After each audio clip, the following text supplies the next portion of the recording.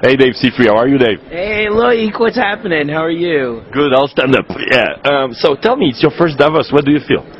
Well, you know, being a Davos virgin, I must say it was a relatively painless experience to become actually, to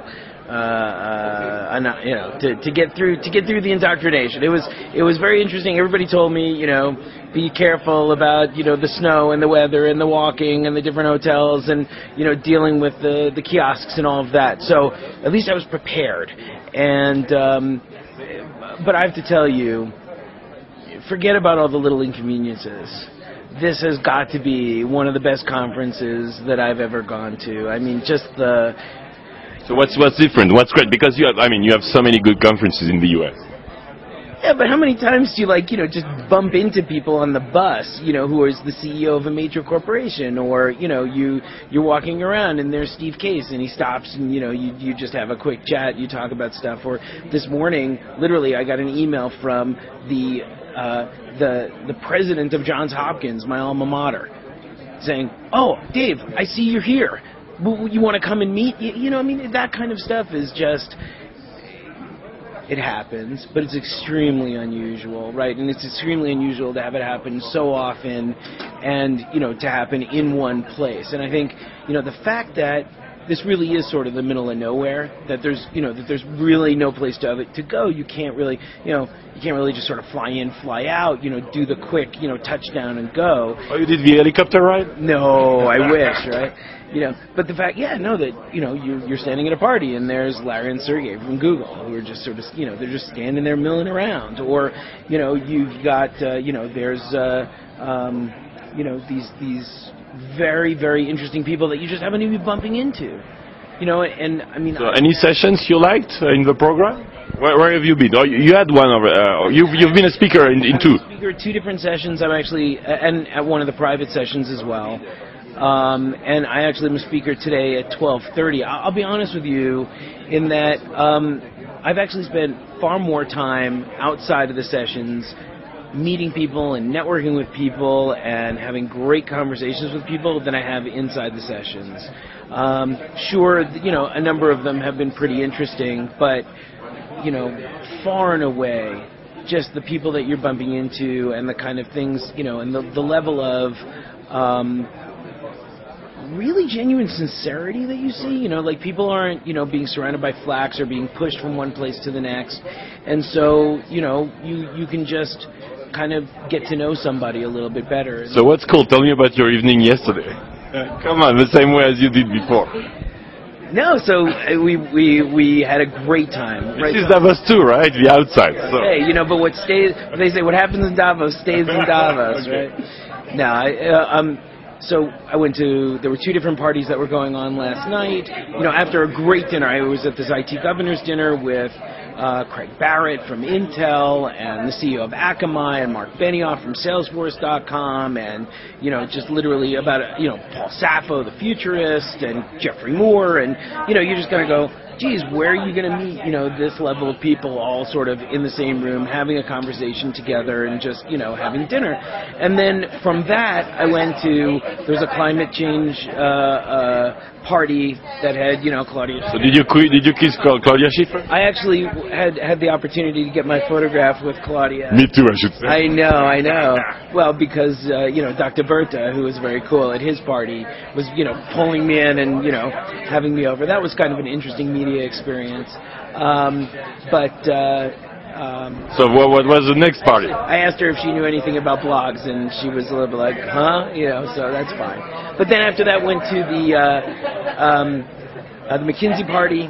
After that, where they had a terrific band, and just got to hang out with a couple of people who I'd met along the way, some of the technology pioneers, but just some people who were very, very a lot of fun. And then after that, went to the Hotel Europa, which is like the late night place where they have a piano bar and people do karaoke and so on. What was the time? Oh, I don't know. That must have been about 3 o'clock in the morning. Okay. And then from there, even went to another place after that because we were having so much fun just hanging out with, folks like Chad Hurley and, a bunch of folks from Google and, people who, this one. So did you sell yesterday? Oh, stop. And well, I'm still here typing away, working. Actually, I'm putting together, my blog, because I haven't. The thing is that the hotel that I'm in, and these people at the World Economic Forum, very, very sweet. They set me up with a hotel. The problem is that it's a former hospital, and so literally the room that I am in is a former hospital room, and it's still, the fluorescent lights, the hospital bed, the handicap thing. The phone has a little nurse call button on it. Right, it's really quite frightening, and I really think that there is a horror movie that is just begging to be made about some enormous business conference where you're staying in a creepy ex-hospital hotel that is haunted. Because you walk in, everything's all dark, right? And something's gonna happen, How about the non-business conversations like climate change, poverty, which are also at the center in Davos? Yeah, so I'll be blogging a bunch of this stuff, but I got to meet just some of the activists who are really making a significant difference in the world, and like one guy like David de Rothschild, for example, who is an ecological adventurer. And what this guy did was, he takes these travels up to the North Pole with like sled dogs, and then he broadcasts about it using satellite phones and the internet connections to be able to then talk to tens of thousands of different classrooms and let them know what's actually happening, why global climate change is happening, what does that mean to what's going on the North Pole and how the ice cap is melting, and the things that he's working on next, which are to be able to take a ship made out of plastic bottles and float it across the Pacific to be able to illustrate the amount of garbage that's in our oceans, and that he's doing this for educational purposes, but yet there's a guy who's putting his cojones where his mouth is, right, and really making something happen, and so I think just being able to, and these are chance meetings in many cases that I think are just turning into some really, really wonderful friendships, I hope. So we talk a lot about Second Life here. There are several sessions, a few I was in or spoke at, and what do you think? Is that the next blogging? I don't think it's the next blogging. I know the Second Life guys pretty well, and I think what they're doing is terrific. And I think in many ways it's, we talk about Neuromancer, we talk about Snow Crash. Pick your William Gibson novel, right? I still think that there's improvements that need to be made, but I think it's an enormous step forward in being... So it's still geeky, right? Well, look, when a floating penis can drop in on your, on your press conference, it's a little geeky, man. That's a good explanation. It's a little geeky. Yeah, it's I think you want to have a little bit of, you need some of those red carpet lines, at least for the floating genitals, okay? We don't, we can let the other guys in, the people with the horns and the people with the 8 legs and stuff, but. So you don't have your avatar. My avatar is the basic, silly Second Life person, right? I have... Here's the deal, right? I have an addictive personality, which means that if I were to actually spend any time on things like World of Warcraft or, Second Life, basically I would never see my children. Look... Do you see them already? Like, frankly, I don't have time for a first life. What the heck am I going to do in Second Life? I love it. It's great. I think it's wonderful that people are using it. I just don't have the time. Not at this point. I'm trying to run the business. I'm trying to, turn this thing into a monster. And we're having our best month ever at Technorati. Things are going really, really well. But, this is about, like, putting one foot forward in front of another. So, for me to come home and be able to see my daughter and my son and be able to read books to them at night means I have to, unfortunately, sacrifice floating genitalia on a virtual, on a virtual world, at least for the time being. And Dave, the Garden Group has announced that the blog phenomenon is not stalling, but is not growing as fast. Do you agree with that? Well, we'll be coming out with the next State of the Blogosphere report actually pretty shortly. And to be totally honest, I have no freaking idea where these Gartner people got their numbers. Because you know what? They didn't call me. And so, some guy must have just had a burp.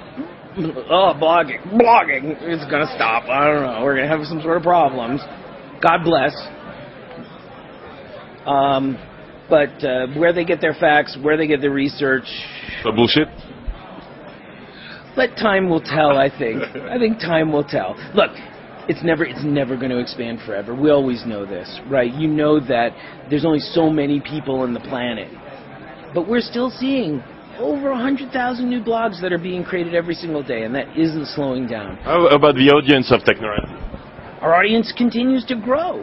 And we continue to see new highs in terms of the number of visitors that we see, in terms of the number of page views that we see, in terms of the number of repeat visits that we see. And, I think you're going to see also, we're working really, really hard over the next few months, and you'll be seeing a number of releases as we come out. Give us a preview. What's going to be cool? We don't like to pre-announce things. I think you're going to see a couple of things from us that, quite frankly, will surprise you a little bit. And I think you're going to see a couple of things that are going to make a lot of people sit up and go, why didn't I think of that? That's so obvious. How come no one has ever done that before? So I'll let our releases speak for themselves, and you'll be hearing from me more when we actually do it. But I'm sorry, no scoops for you today, Lloyd. Okay, well, thanks, David. Enjoy your first Davos. Thank you. This is amazing. I'm really so excited to be here.